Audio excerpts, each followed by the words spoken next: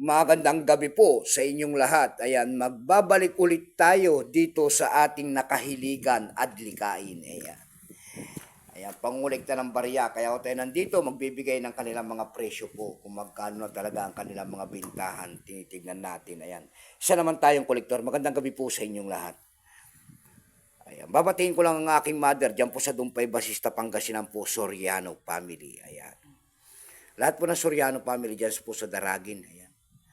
Ang pag-usapan natin guys, ito po ay 25 centimos po ni Wal Luna. Ayan, year 1985. Ayan, year 1985 ni Wal Luna, 25 centimos. Ayan, nakaharap po siya sa kaliwang bahagi. At kanyang malapit sa kanyang baba, ang kanyang pangalan ay Wal Luna.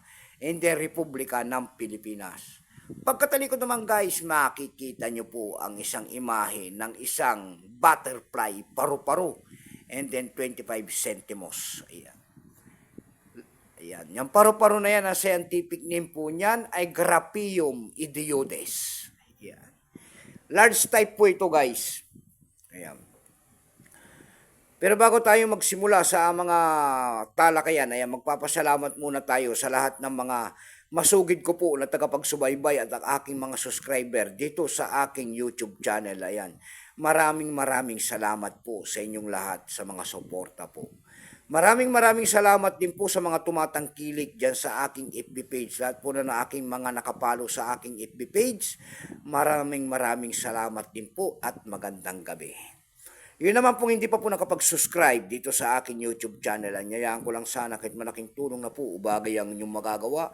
Tulad na lamang po sana ng pagpindot ng ating subscribe button, like and share para ma-update ko naman kayo sa mga bago ko pang ilalabas na video about coins. Ayan.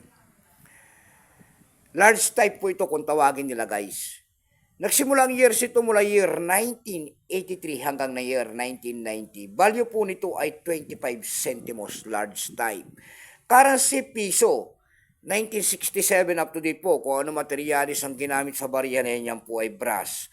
May bigat lamang itong 3.9 grams, may haba itong 21 mm, may kapal po naman itong 1.68 mm o orientation syempre ay middle alignment. Itinigil naman ang paggamit sa barya na ito ng Pilipinas noong January 2, 1998. Ayan, number N-2462, reference number KM-241-1. Ito pong year 1985 na ito guys, ito po ay 19%. Kung ilang piraso po ang ginawa sa barya na yan ng Pilipinas, ito po ay 84,922,000 piraso po. May price appraisal na rin po yan doon sa ating numistayang binigyan na po ng presyo. Yung kanyang extra pa po kung tawagin nila ay may presyo na po na 19 pesos. Yung kanyang almost uncirculated naman ay 34. Ang circulated naman po kung tawagin nila ay nagkakalagyan na 64 pesos.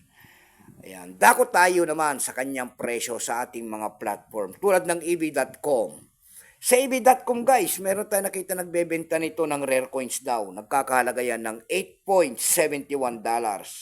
Nasundan po ito ng $7.26.